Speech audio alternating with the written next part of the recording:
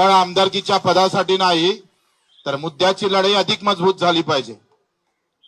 शिंदे साहेबांचा स्वभाव सेवाभावी आहे।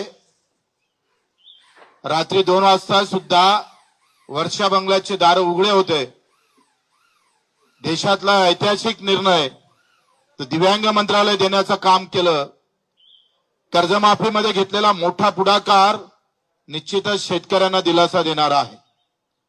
आणि म्हणून निवड पद नाही तर विचार जुळणं महत्वाचे असतं आणि विचारासोबत कर्तृत्व महत्वाचं असतं।